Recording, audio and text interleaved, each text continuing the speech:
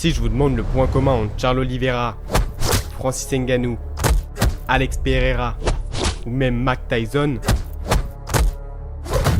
vous me direz sûrement que c'est tous des légendes qui ont marqué l'histoire de leur sport à tout jamais. Mais pourtant, ils ont bien un autre point commun qui est presque universel dans le milieu des sports de combat. Un point commun tellement répandu qu'on finit presque par plus y faire attention tellement c'est devenu la norme. Parce que si on regarde leur vie quelques années plus tôt, chacun d'entre eux a grandi dans la misère, l'insécurité ou bien la précarité. Pourtant, dans cet environnement où chacun tire ses forces de son passé douloureux, voire traumatisant, il y a bien un combattant qui échappe totalement à cette règle. Un combattant qui lui est tellement fou qu'il aura choisi de vivre une vie de douleur et de violence pour une raison encore plus folle que lui. Voici l'histoire de l'homme qui fait saigner pour le plaisir, l'histoire d'Arman Tsarukyan.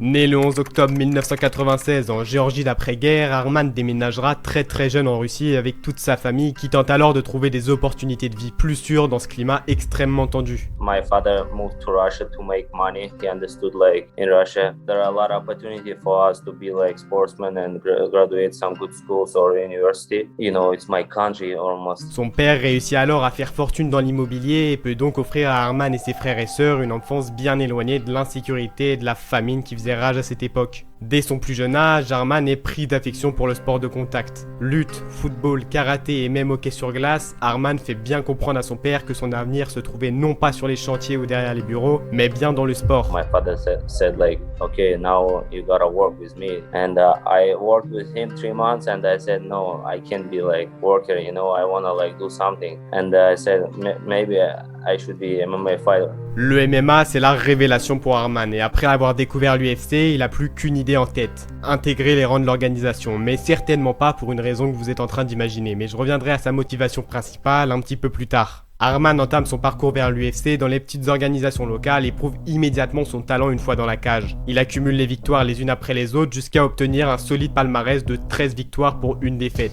Son striking très académique mélangé à sa lutte imprenable lui permettent de rouler sur sa concurrence en infligeant toujours plus de finish. Arman finit alors par être naturellement repéré par l'UFC qui lui fait immédiatement signer son premier combat qui a lieu seulement 3 semaines plus tard. Et déjà que faire son entrée à l'UFC avec seulement 3 semaines de préparation c'est un sérieux handicap, quand on entend le nom de son adversaire, ça vire à l'impossible. Islam Makhachev. He had like 5 or 6 fights in UFC. I already knew he's a southpaw, good wrestler, sambo. I thought I'm gonna win 100% that fight. Tsarukyan se retrouve alors étouffé par la lutte suffocante de Islam. Sa force pure et sa technique millimétrée laissent pas une seconde de répit à Arman.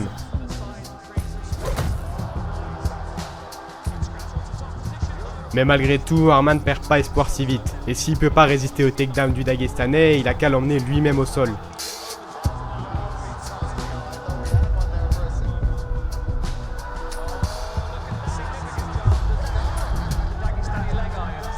Mais même si Arman réussit à faire une forte impression dans ce premier combat, il réussira pas à venir à bout de Makhachev qui repartira en inscrivant une première défaite UFC sur le palmarès de Tsarukyan.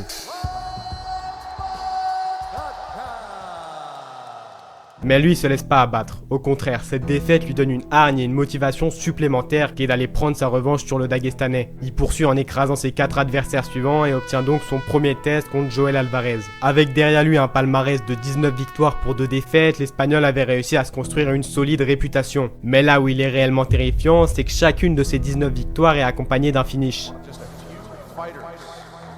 Et le moins qu'on puisse dire, c'est que la performance de Tsarukyan aurait été un vrai lynchage. Debout au sol ou en lutte, Arman laisse aucun répit à l'Espagnol qui de son côté repeint le sol de la cage.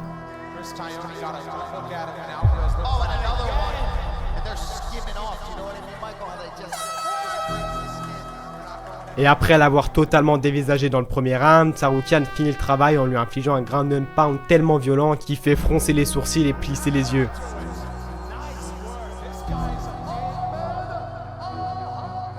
If he's grappler, I wanna do grappling with him. If he's striker, I wanna strike with him. I can do everything. And striking and wrestling, and jiu-jitsu. He's strong guy, you know, because it's tough sport, you know. He wanted to win me, but I'm better, and I know that before that fight too. I'm the best in our division.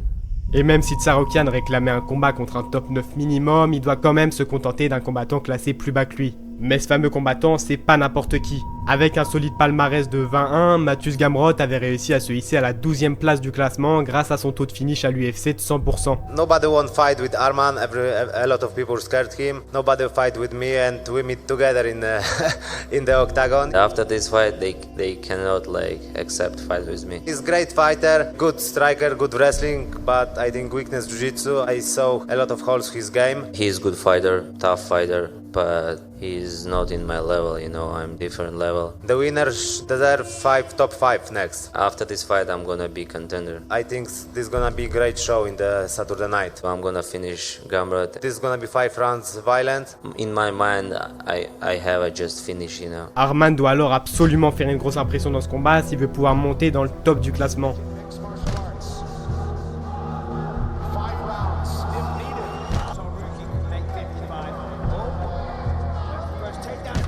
Ce combat est une vraie guerre où les deux combattants mettent toutes leurs tripes dès le premier round pour prendre le dessus sur leur adversaire.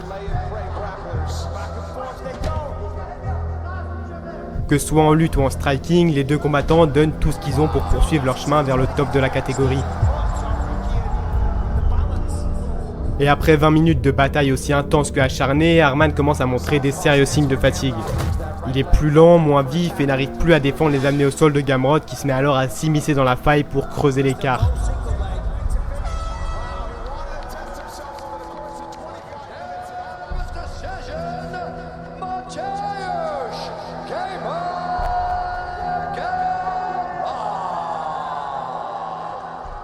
I had to show like better fight than this one, you know, because I know me, I know what happened, but probably it's first my 5 rounds.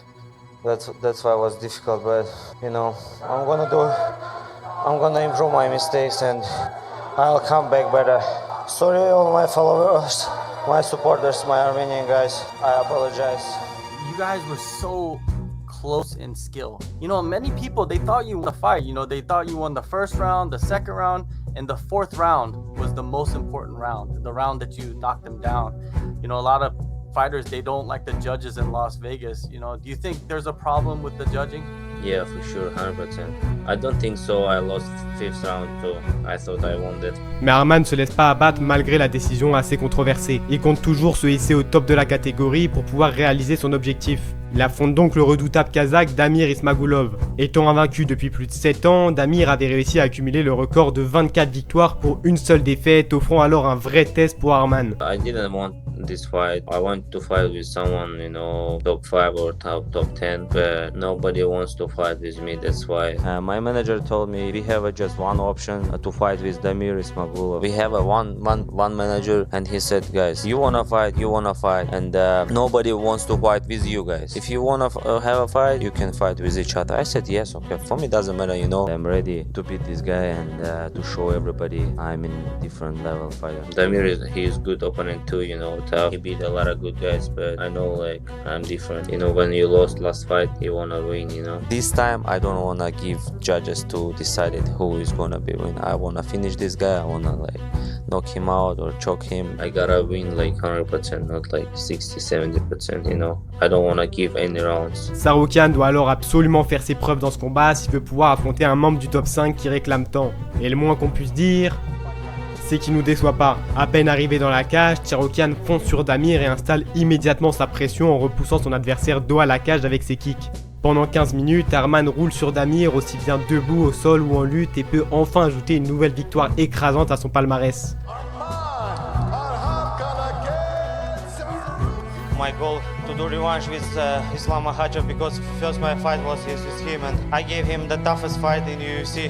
I deserve fight with someone in top 5. Let's go, let's do it. I'm ready, I'm here, and next fight gonna be big fight.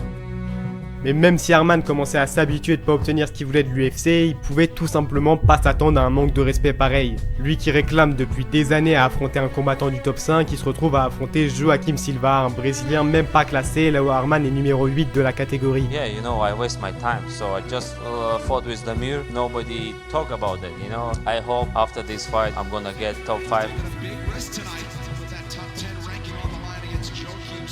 Et sans surprise, Arman roule encore une fois sur son adversaire sans montrer la moindre faille, que ce soit debout, au sol ou en lutte.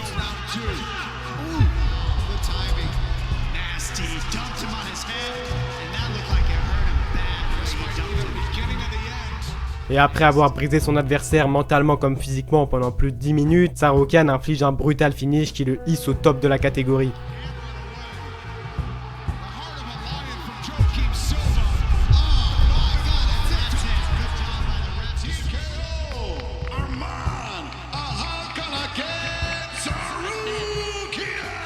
Après cette victoire écrasante, l'UFC pouvait plus nier l'éléphant qui se trouvait dans la pièce. Il était enfin temps pour Arman d'affronter un combattant classé au top de la catégorie. Il affronte donc le vétéran Beneil Dariush, classé numéro 4 de la catégorie et qui, à part sa récente défaite contre Oliveira, n'a pas perdu depuis plus de 5 ans. I gained nothing from this fight, but I'm an athlete who loves to compete and I like to compete with the best people in the world. And I believe he's one of the best people in the world. Beneil, it's a big opportunity for me to get in top 5 and to get that title shot. I wanna be a champion more than everybody. Nobody can stop me achieving my dream. His style is so good that I would need to, break him little by little. His ability to mix it up is very good, and I would say it's very high level. He's not the best striker, but he's very good at striking. He's not the best grappler, but he's very good at grappling. Ce combat, c'est la véritable consécration pour Arman, parce que s'il gagne, il rejoindra enfin le top 5 des lightweight dont il rêve depuis des années. Mais par contre, s'il perd, il risque bien de faire une chute dont il mettra des années à se relever.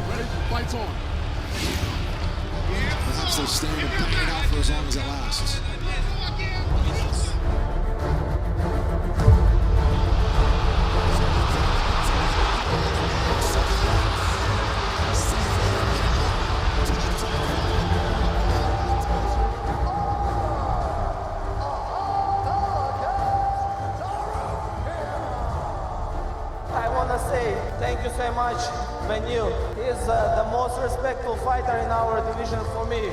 The one of them very human, very good guy, and appreciated to fight with me because nobody wanted to fight from top 5. Just one guy who wanted to fight, it was Beneil Dariush. And because of him now I'm a top 5 fighter, number 3 or number 2. Hopefully next fight is gonna be for the title. If not, doesn't matter. One more fight, next one, and I'm gonna be a champion. Trust me, guys. Arman était officiellement arrivé au top de la catégorie après des années et des années de travail acharné, en réalisant au passage ce pourquoi il avait commencé le MMA 8 ans plus tôt. When I was young, UFC was like super big for me, and I thought it's like impossible to get there. Even I told him like I just want to get UFC, get on my Instagram verification and the uniform from UFC, and that's it. I don't want anything from this sport. But then I started keep winning the fights, and people started like tell me you're like a good fighter and you can get in UFC. And I started believe myself and train hard and keep winning fights, and I got in UFC. But when I get there and when I started to fight and I understood I'm like a guy who can be a champ here. Mais l'histoire s'arrête pas là, au contraire elle fait que commencer pour Arman parce qu'à ce moment-là il était plus qu'à une victoire d'affronter le champion Islam Makhachev pour le titre des lightweight de l'UFC. Mais obtenir cette victoire sera pas une promenade de santé parce que son adversaire est tout simplement le lion du Brésil, Charles do Bronx Oliveira. À ce moment-là, les enjeux étaient similaires pour le Brésilien. Après s'être fait brutalement détrôner par Makhachev, Oliveira avait réussi à se relever en infligeant un violent TKO à Dariush dès le premier round. L'UFC lui a donc offert une revanche contre le champion, mais malheureusement à quelques jours du combat, Oliveira a dû se retirer après s'être violemment ouvert à l'arcade sourcilière à l'entraînement. Charles devait alors prouver une deuxième fois qu'il méritait sa revanche avec le champion en affrontant Tsarukyan. I take this fight like a title fight, because he's former champion, and when I beat him, people gonna say, oh, this guy deserves to fight for the title, and he can beat Islam. Olha, com certeza, né? Um cara duríssimo, como eu falei, merece todo o respeito. Hoje se encontra em quarto, quinto do ranking. Já lutei contra os grandes nomes, Dusty Gates, Dusty Poirier, Max Holloway. Se eu for falar, vou falar de vários nomes aqui. Então hoje ele é o quarto do ranking, merece todo o respeito do mundo. Mas estão falando do Leão, o Leão é embaçado. O dono dessa divisão, Charles Oliveira, o Charles do Bronx. I'm so excited to beat him, and I know I can do that, and I'm gonna fight for the title. Ce combat, c'est la dernière marche, la dernière épreuve qui sépare Arman de réaliser son rêve.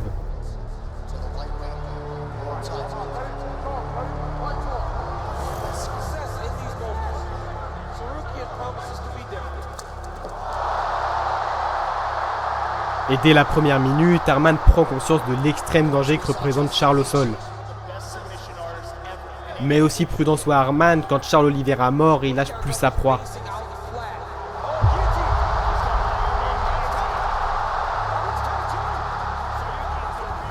Et alors que le monde entier est convaincu que Charles venait de mettre fin au combat, Arman lui refuse d'abandonner malgré les secondes qui défilent sans que son cerveau soit oxygéné et finit par réaliser ce qui semblait juste impossible.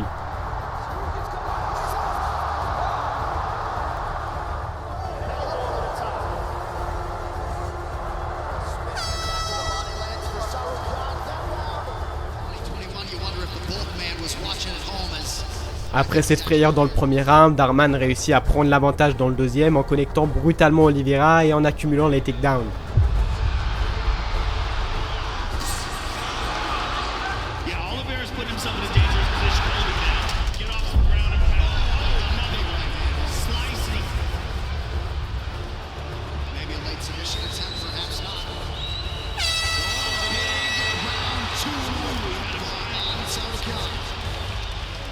Le troisième round est donc décisif. À ce moment-là, les deux combattants savent qu'ils sont à égalité et qu'ils n'auront pas plus de 5 minutes pour se départager et poursuivre leur chemin vers le titre.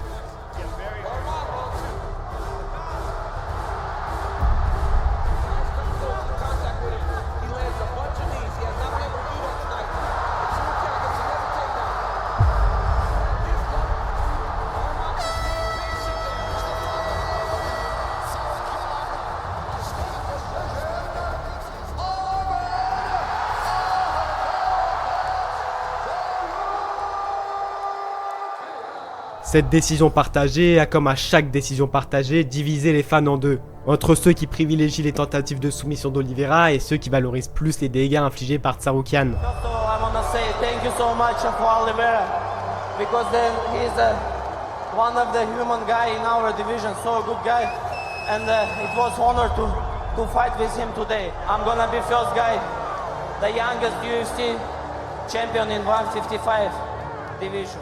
I have to ask about the guillotine in that first round. How tight was that? It was tight, but like I knew I'm gonna get out from there and I'm gonna win this fight. My father called me and said I almost died for that moment. I said no worries. I was controlling all situation. I can't like tap and like done, you know, because I did so much work. I've been working so much. On my mind was a lot of things, you know, and I knew how to escape from there, and like I did it. So yeah, it was tight. Yeah, really. Arman était enfin arrivé au round contender numéro 1 à la ceinture et pouvait enfin prendre sa revanche contre le champion Islam Makhachev à l'UFC 311. Mais malheureusement, Arman se blesse la veille du combat et se retire donc de la carte, ce qui va lui apporter, en plus de la déception et de la haine des fans, la colère de Dana White. Arman Tsarukyan, what do you do with him at this point? I mean, do you automatically rebook him in the next title fight? Do you go back to the drawing board? He's going back to the drawing board. You know, you miss opportunities sometimes, and he did, so we'll see how this plays out for him next year. Et malgré le fait que Arman soit contender numéro 1 pour la ceinture depuis près d'1 an et demi, il a toujours pas eu sa chance pour la ceinture, mais avec la rivalité qu'il est en train de se construire avec Topuria, on peut facilement imaginer que le combat risque de pas tarder à être annoncé, donnant une chance à Arman de faire ses preuves devant le monde entier.